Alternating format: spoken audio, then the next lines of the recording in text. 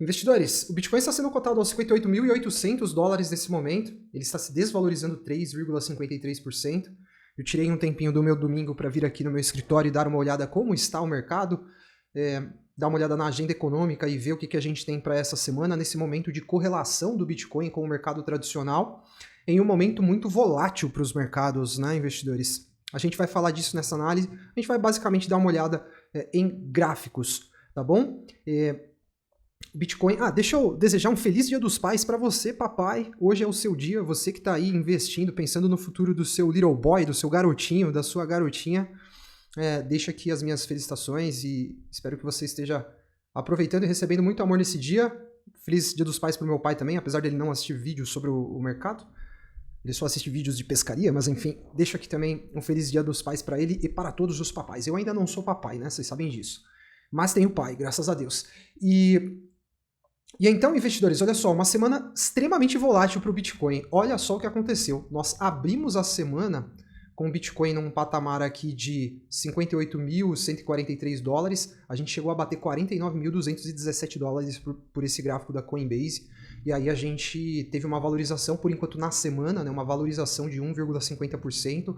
O Bitcoin tá descendo a ladeira aqui nesses últimos minutos. Eu acabei de olhar, ele estava 1,5% negativo, ó, já aqui no gráfico de uma hora, como a gente pode ver, ele está descendo, né? Não sou de ficar olhando muito o gráfico de uma hora, vocês sabem, aqui as análises mais time frame diário, semanal para cima, mas olha só, Bitcoin não é interessante que ele perca a região desse topo aqui, né? Esse topo aqui nos 57.354 dólares. Parece que ele está vindo para testar essa região aqui como um suporte. Bitcoin que está tentando se manter ali na casa dos 60 mil dólares, né? Investidores, bravamente. Uma semana volátil para Bitcoin e mercado tradicional também. A gente fica muito atento ao que está acontecendo aí com as bolsas de valores, que tiveram oscilações nos seus índices e nos ativos que compõem as bolsas, oscilações muito fortes e que deixam a gente com um alerta ligado, tá? E isso acontecendo em um momento em que a gente tem, olha só, Bitcoin correlacionado com o Nasdaq, com o S&P, tá vendo? Ó, quando ele cruza para cima essa linha aqui, ó, essa linha que tem aqui o ponto zero da escala do indicador, quando a gente está acima dessa linha, significa momentos em que o Bitcoin está acompanhando aí bolsas de valores, né? Por isso a gente fica muito ligado no que está acontecendo, né, caras? Porque a gente viu a semana abrindo com um dump nos mercados tradicionais. Olha o que aconteceu na Bolsa do Japão. Isso não é uma coisa assim corriqueira, tá? Para a Bolsa de Valores, investidores. É muito incomum isso aqui acontecer, e quando acontece, todo mundo fica preocupado, né? Eu também. Nas criptos isso aqui acontece, né, de forma corriqueira, mas na Bolsa de Valores não. A Bolsa do Japão derreteu, vamos ver aqui, 27% em apenas 25 dias. Isso é muita coisa. E o Japão, como vocês já devem estar sabendo, vocês que acompanham o mercado mais de perto, começou a elevar juros por lá. Isso não é bom para os ativos de risco deles, né? E o Banco Central japonês está dando sinalizações de que eles vão continuar aumentando os juros, elevando os juros, né? Então o mercado fica nervoso e começa a precificar esse movimento, né, dos juros lá no iene. E isso também se refletiu lá no S&P, né? Olha só, a gente teve uma queda vertical aqui, né? Trouxe o S&P para casa dos 5.090 pontos e fez até o momento ele se apoiar nesse topo que ele deixou aqui, né? Ele se apoiou nesse topo aqui. A gente também tem um momento de lateralidade aqui, que ele fez um processo de acumulação na região do topo para depois replicar essa pernada, né? Ele fez essa pernada aqui, deu uma lateralizada, depois se a gente olhar, ele replicou essa pernada e aí deixou esse topo, agora corrigiu em cima desses topos aqui. E esse é um momento crítico para o mercado tradicional, a gente precisa ver como que essa semana vai abrir, né? Essa semana vai ser importante a nível de dados econômicos, olha só. A gente vai ter, na terça-feira, índice de preços ao produtor, a gente vai ter também o PIB da zona do euro, né?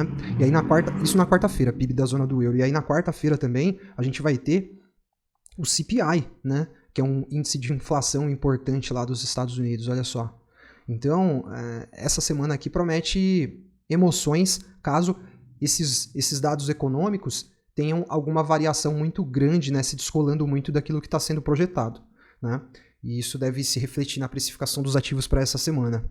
Na quinta-feira, a gente tem pedidos por seguro-desemprego. O fator emprego está muito no radar do mercado, como vocês acompanharam aí nessa última semana, né? Índice de atividade industrial também na quinta-feira. Ou seja, terça, quarta e quinta, a gente tem dados econômicos muito importantes para a gente monitorar e a gente vai ficar de olho nisso para entender aqui e ver se o S&P, né? Nasdaq também, olha só, Nasdaq também está bem parecida. A Nasdaq está muito mais perigosa que o S&P, inclusive. Olha só onde ela se apoiou. Ela se apoiou nesta linha de tendência de alta aqui, tá? Uma linha de tendência de médio prazo já, né? Outubro de 2023 para agosto de 2024, ela se apoiou nessa LTA aqui. Ela não pode perder essa LTA, caso contrário, a gente provavelmente vai ver a Nasdaq retornando lá para patamares de, olha só, novembro de 2021, quase 3 anos atrás, né? E é claro que esse não é o cenário aqui mais empolgante para dar palco para que o Bitcoin possa subir, né? Agora vamos voltar a olhar o Bitcoin, que no time frame diário fez um movimento de recuperação bem interessante, daqueles 49 mil dólares em apenas... quantos dias? 3 dias, o Bitcoin subiu 27%, caras, olha isso. Uma alta de 27% em 3 dias, recuperando essa queda forte que o BTC teve. E o Bitcoin agora tem aqui algumas zonas de resistência importantes, né? Olha lá. O Bitcoin parou no primeiro nível, no primeiro pico de volume que a gente tem aqui, tá vendo? A gente tem 2 picos de volume aqui. Esse primeiro já sinalizado pelo próprio indicador, que está aqui em 67 mil dólares nesse momento. A principal zona de resistência para o Bitcoin. E a primeira zona de resistência é exatamente onde ele parou, aqui nos 62.800 dólares, né? Então, o Bitcoin enfrentando dificuldade. Agora, um ponto que eu observei em relação a essa queda aqui do Bitcoin e o movimento de recuperação, vou até trazer para um 4 horas, e aqui a gente está já exercitando mais análise técnica. Olha só, a rapaziada aí que conhece do método de Fibonacci vai se ligar que a gente parou exatamente no 61, né? Olha só, isso não é exatamente bom, né? O Bitcoin sofreu essa queda forte, né? E aí ele corrigiu 61% da queda, né? E agora ele volta a sofrer uma rejeição. Então é importante para o preço do BTC que ele encontre uma nova base de preço o quanto antes aqui e que essa base de preço não viole esse topo então que ele deixou. A gente consegue ver no 4 horas também aqui, ó. Essa região dos 57 mil dólares aqui, né? E essa base de preço seja acima desse topo, porque senão o Bitcoin vai querer vir liquidar a galera que está com o stop embaixo desse fundinho aqui, né? Já falando numa visão mais trading lá, de futuros e tudo mais. Mas um momento aqui que trouxe um certo ar de preocupação, né? O mercado cripto estava muito bem, o Bitcoin está super forte quando a gente olha a nível de movimento de preço e a nível de fundamentos, mas a gente sabe que se der um problema no mercado tradicional, né, investidores, ninguém se safa. Essa que é a grande realidade, né? E esse movimento dos últimos dias também fez com que o Bitcoin escalasse mais uma vez aqui na dominância, né? A dominância do Bitcoin está caminhando lá para aquela zona de resistência, ó. Essa zona resistencial aqui, já mora lá perto dos 60 mil dólares, né? Desculpa, 60 mil dólares não, 60%, né? Então, dominância escalando, a dominância que estava formando um padrão há uns tempos atrás que a gente fazia uma leitura de rising wedge, né? Que seria tipo uma cunha de baixa, mas ó, ele já está desconfigurando isso aqui está com muito mais cara nesse momento de continuidade desse canal de alta aqui, né? As coisas vão mudando, né? As leituras vão mudando conforme o tempo vai passando e o desenho no gráfico vai se configurando. Então a gente tem aqui um contexto de dominância ainda em alta, é um momento de mercado para o Bitcoin, altcoins sofrem muito em um cenário em que o Bitcoin teve quedas e a dominância está subindo. É claro que em algum momento do ciclo essa dominância vai passar a cair, né? E aí é onde a gente vai ter a entrada naquela alt-season que a gente espera também, né? Que é onde a gente consegue capturar a simetria boa de altcoins, como esse momento aqui também. Vai acontecer em algum momento, mas ainda é momento do Bitcoin, né? Bitcoin continua sendo um ativo que, tipo assim, ainda vale mais a pena ter Bitcoin na carteira. E aí a rapaziada que tem estratégia 100% focada em altcoins, que assim, a gente entende, né, a estratégia desse cara. Ele tá muitas vezes tentando buscar um crescimento financeiro aí nesse momento da vida dele, e aí ele foca a estratégia 100% em ativos de mais assimetria que o Bitcoin. Porém, quando o Bitcoin escala, quando o Bitcoin começa a realizar os movimentos que levam ele a ter ganho de dominância, principalmente movimento de alta, esse cara acaba só assistindo, né? Esse cara que está com estratégia só em altcoins, ele fica só assistindo o show do Bitcoin. Então tem esse lado também, o investidor que tem 100% em altcoins precisa também ser muito paciente. Vai vir, caras. Esse momento aqui, essa hora vai chegar. Essa hora aqui vai chegar. Ó, esses são os momentos bons das altcoins, quando a dominância começa a cair. E quanto mais ela subir, maior vai ser o tombo. Essa que é a realidade, né? Maior vai ser o tombo. Então, dominância em queda é um momento em que, graficamente falando, vale mais a pena estar exposto em Bitcoin do que em altcoins. E se a estratégia base é Bitcoin, é altcoins, o cara vai ter que ser bastante paciente aí, porque as altcoins, ó, quando o Bitcoin cai 3,7%, as altcoins caem 9%, 11%, 7%, tá vendo? Muito mais voláteis, né, que o próprio BTC. Então, graficamente o Bitcoin ainda segue numa tendência de alta, certo? Quando a gente olha o time frame diário, nós estamos em um ciclo de alta do Bitcoin, tá? Quando a gente olha os topos e os fundos, eles são ascendentes no time frame diário, tá vendo? Topos e fundos ascendentes configurando um bull market do Bitcoin, né? Bitcoin ainda dentro daquele cenário que configura uma bandeira de alta. Olha só. Quando a gente liga aqui os fundos e os topos, a gente tem aquela famosa bandeirinha. O Bitcoin já formou uma bandeira aqui nesse ciclo, olha só. Né?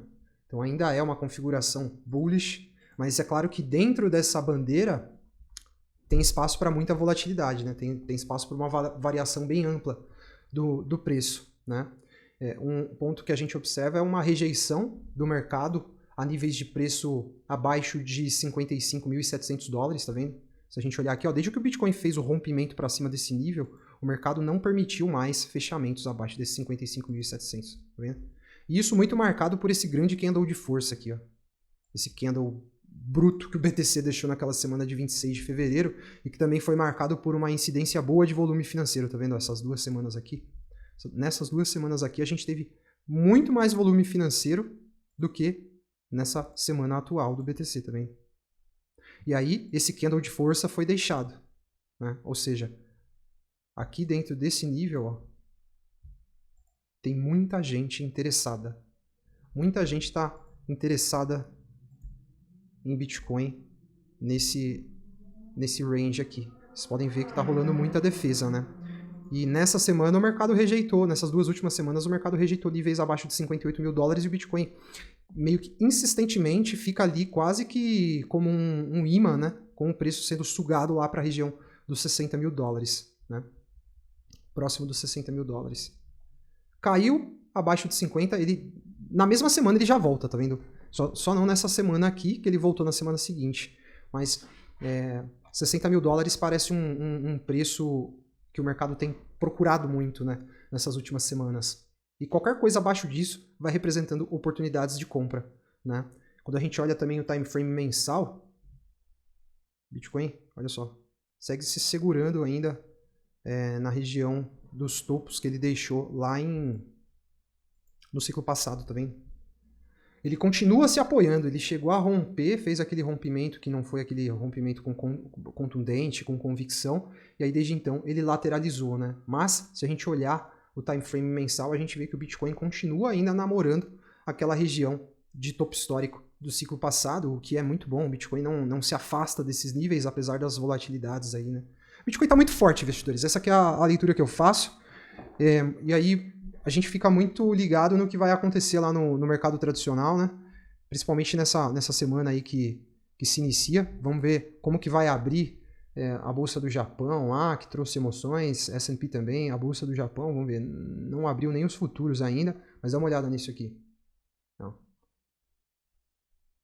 Volatilidade desse tipo assim não chega a ser algo tão comum, né? O fato é que a Nikkei lá se apoiou na região do topo. Região de topo ali de setembro de 2021. Ela chegou a retornar a patamares de lá de fevereiro de 2021. Né? a Bolsa do Japão. Então, tensões aí, existem as tensões geopolíticas também, que de vez em quando a gente cita aqui, mas esse é um ponto que está sempre no radar, né?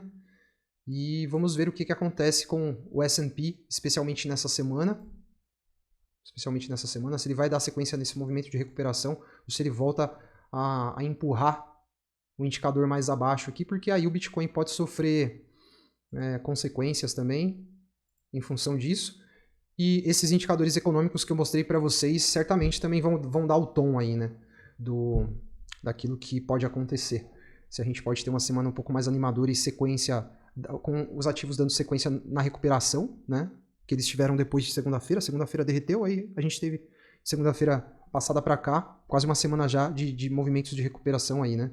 Então, a gente segue em frente. Amanhã a gente volta com a análise do canal ali perto do horário do almoço, com aquela análise de mercado que a gente faz. Vamos mergulhar nos fatos e dados do mercado para a gente tentar fazer uma interpretação daquilo que pode ser bom, que pode ser ruim, que pode ser perigoso ou não, né? Então amanhã tem análise nova, não só de gráficos, mas a gente olhando para o mercado e tudo aquilo que pode afetar o momento do Bitcoin, né? Vou deixar o convite para você que está chegando no canal pela primeira vez, se inscrever e ativar o sininho de notificações para você seguir junto com a gente.